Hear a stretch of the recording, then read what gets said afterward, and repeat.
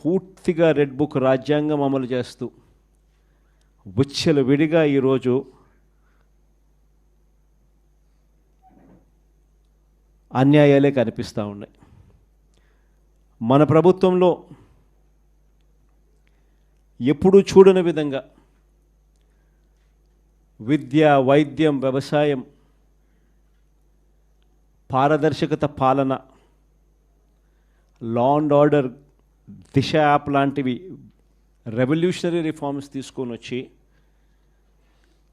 ఎప్పుడు చూడని మార్పులు మనం తీసుకొస్తే ఈరోజు ప్రతి వ్యవస్థ కూడా కొలాప్స్ అయిపోయిన పరిస్థితులు ఈరోజు కనిపిస్తూ ఉన్నాయి.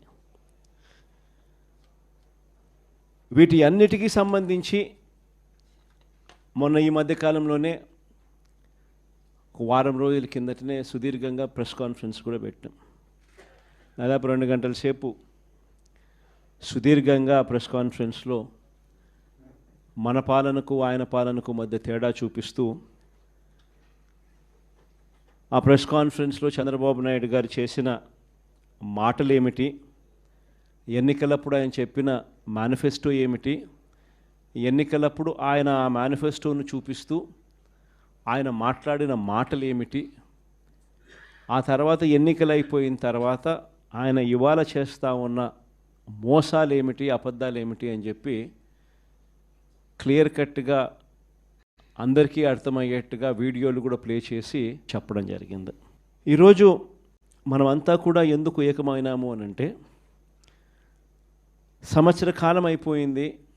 ఈ సంవత్సర కాలంలో చంద్రబాబు నాయుడు గారి వల్ల ప్రజలకు జరిగిన నష్టం, నేరుడు సంవత్సరం చంద్రబాబు నాయుడు గారు ఇస్తాను అని చెప్పిన ఏ హామీని నెరవేర్చకపోవడం వల్ల ప్రతి కుటుంబానికి, ప్రతి ఇంటికి జరిగిన నష్టం ఎంత?